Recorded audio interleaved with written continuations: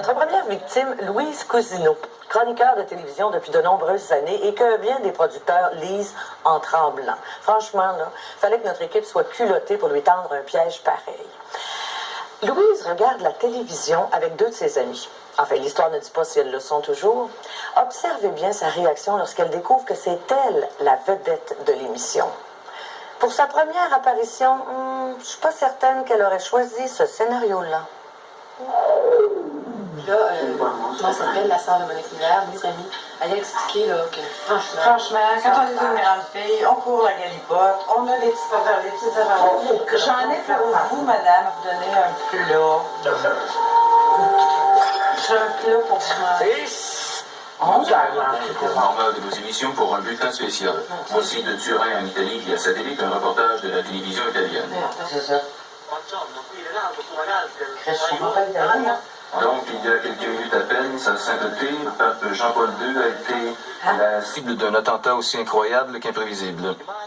Sa sainteté effectuait une brève escale dans la ville de Turin, au nord de l'Italie, et comme il a l'habitude de le faire à chacun de ses voyages, à sa descente d'avion, le Saint-Père s'est prosterné pour embrasser le sol turinois. Et alors, je vais te tirer dans le cul. C'est alors qu'il est arrivé l'invraisemblable incident. Contre toute attente, Jean-Paul II n'a pu se relever puisqu'un ou des terroristes ont enduit l'endroit même où sa sainteté devait se prosterner d'une substance collante qui de la simple colle Crazy Glue. Inutile de vous dire à quel point la panique s'est vite installée dans l'entourage immédiat du Saint-Père. Jamais, cependant, la vie de Jean-Paul II n'a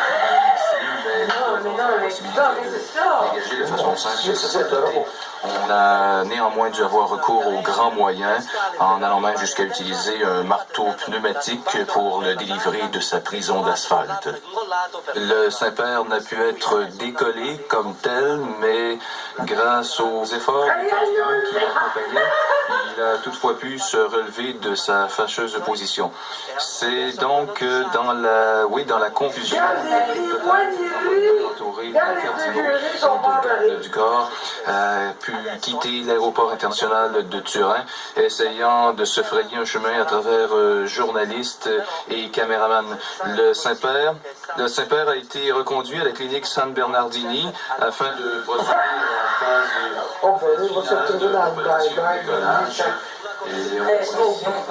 de l'aéroport.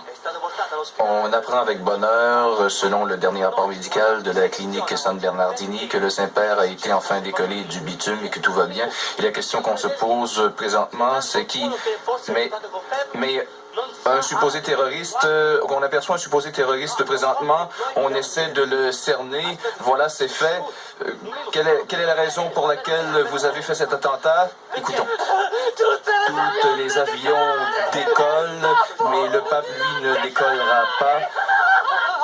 Laissez-moi.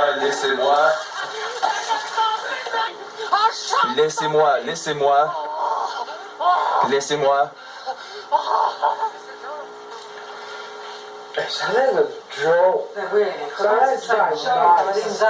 il nous arrête les dames de cœur. Face à ce nouveau développement, les questions se posent. Est-ce que c'est un acte solitaire ou y a-t-il une organisation terroriste? La police italienne procédera à l'interrogatoire. C'est à suivre. Gardez l'antenne, nous vous revenons dans quelques instants pour de plus amples informations. Maudit. Sur le chemin de paix. C'est une annonce, là. Là, c'est une joke, ça, là. Ah oui? Après, ça. Déjà qu'on vient de lui. Non,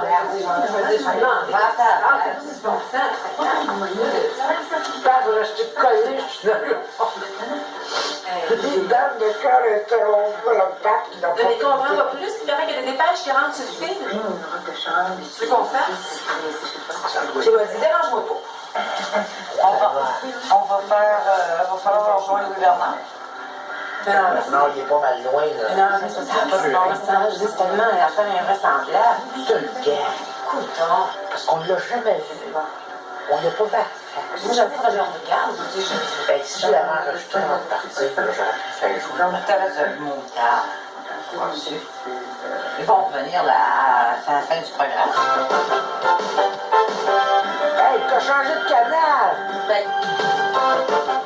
Eh bien, parmi les nombreuses victimes de surprise, il y en a une qui nous fait particulièrement. Non, on est rendu à 4 saisons. C'est Mme Louise Cousineau du journal La Presse. Et parlant de Mme Cousineau, nous l'apercevons justement, confortablement assis devant son téléviseur.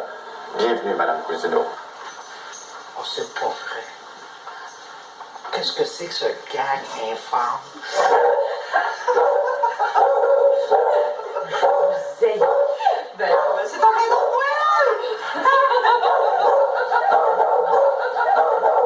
Veux-tu avoir un verre dans la face? C'est ton cadeau de Noël, oui! Bonjour.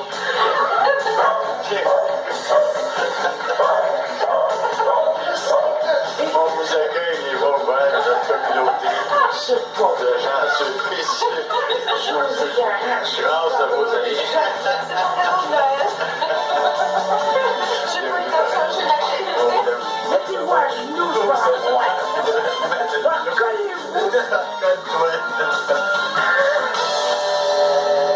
Non, on n'est pas allé en Italie pour tourner les scènes extérieures.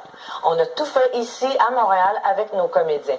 Mais on a même trafiqué les images pour donner l'impression qu'elles étaient transmises par satellite. Ben oui, ça prenait ça pour confondre Louise Cousineau.